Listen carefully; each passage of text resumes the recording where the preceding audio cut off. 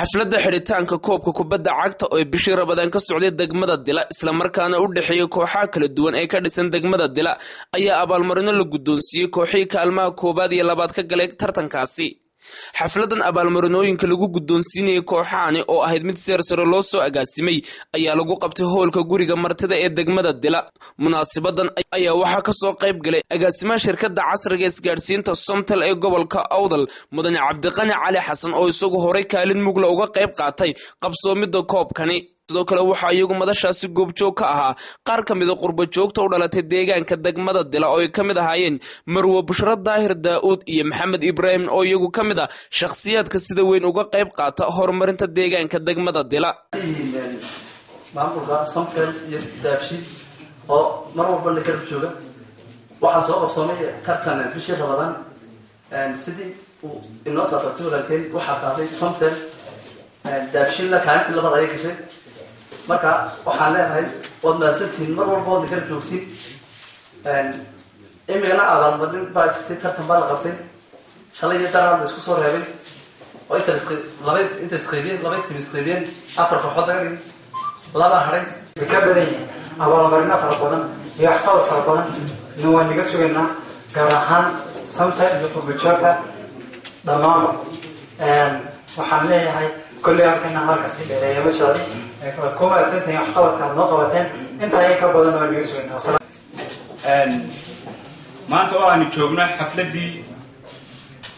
قبل أحد سبورت في شري نقطة مالي أو أي قاضي كواحد دهبشيل كواحد Somtel سوري واحد لنا أكتر Somtel مرة البوي اللي قرب شوفتها والبحاجة إنك استوى سيد الجود هتانو هذا منا أي شركة دنيتاي shirkad wax badan ka bedeshay isla shirkadaha ku naqaanay tusaale ahaan shirkaddan waxay isla beegtay in maxaan ku raashay shaqo abuuridda dhalinyarta aad uga qayb qaadatay sidoo kale degmo ahaan wad ogtiinay maanta koow maaha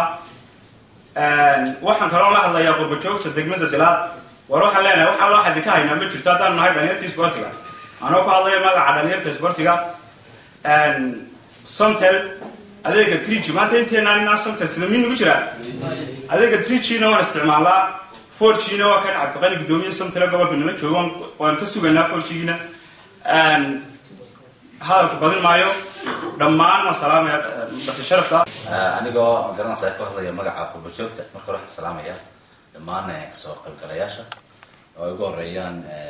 gudoomiyaha degmada maamulka Somtel iyo oqaasha iyo dhammaan dadka kale anigoo ka hadlaya magaca qurba joogta horta waan qaadanay dalishaad noo soo jeedisay oo wax ma aragtay dhinaca sportiga aan ka qayb qaadanay ma ay jirin laakiin hadda waxaan ballan qaadaynaa wixii ka dambaysa inaan la shaqeyn doono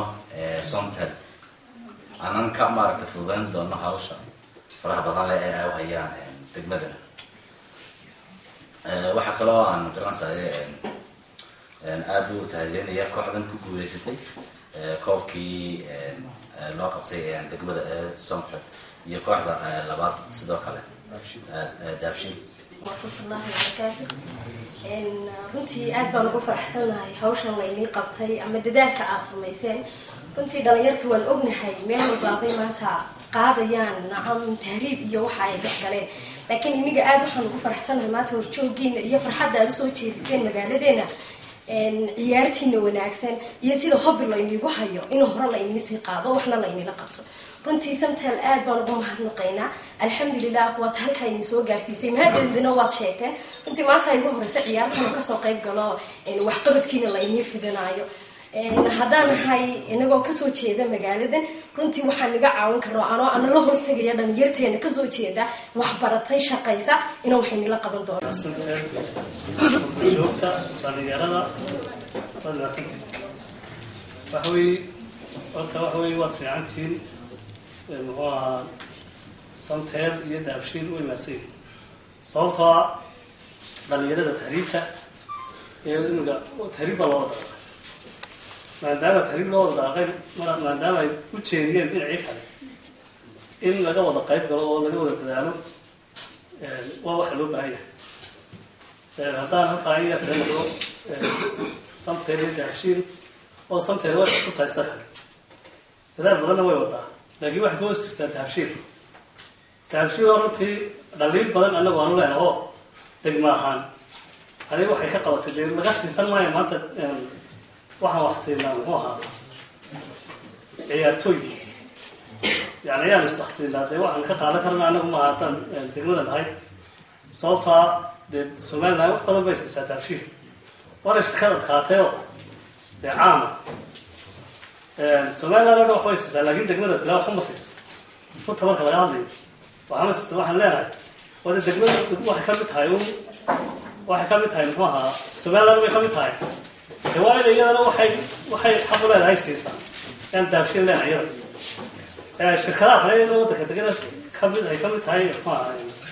siliston iyada sidoo kale leenahay wadda wax yani wax faa'iido oo ku qabnaa haba yaraatee ma jirto shirkadaha intaasaan leehay qolada qurbajoog ay noqotee degmada ka tirsan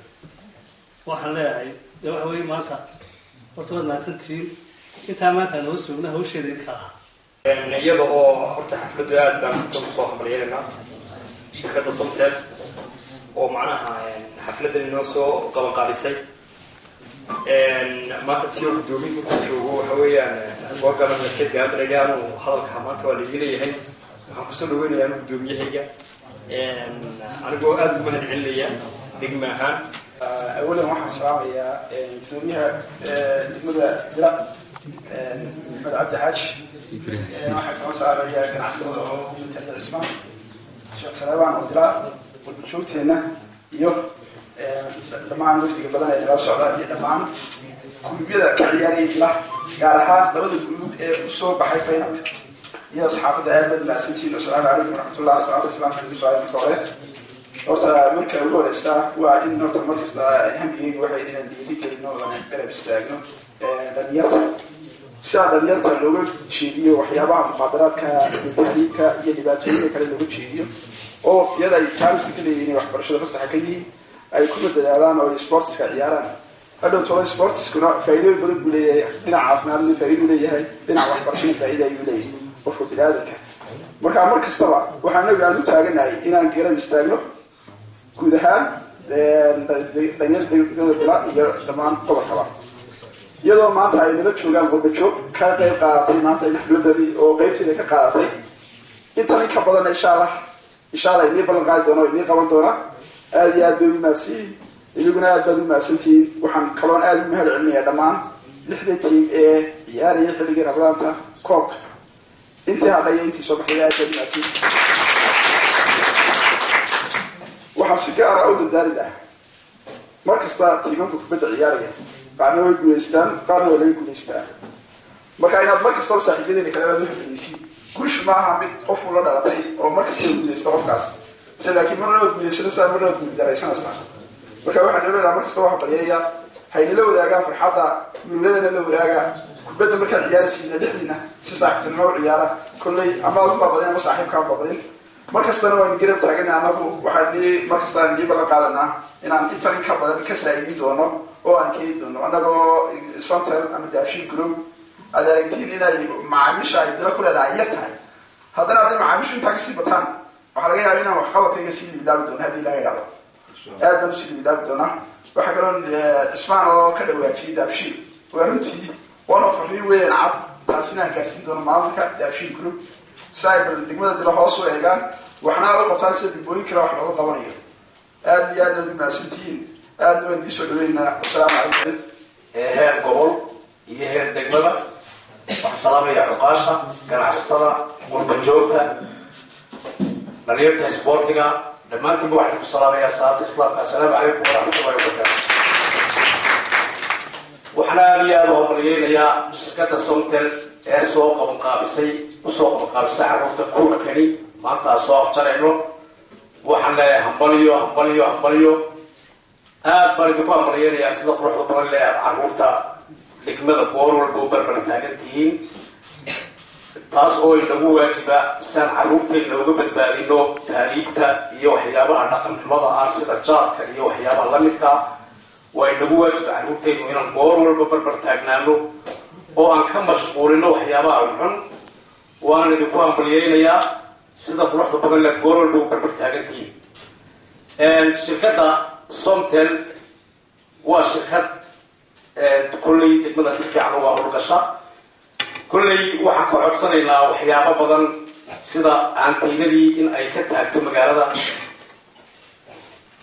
shirkadda Somtel telefoonkeygu waa shirkadda maanta aan odhan karo degmada ugu badayo oo la isticmaalaa sidaas awgeed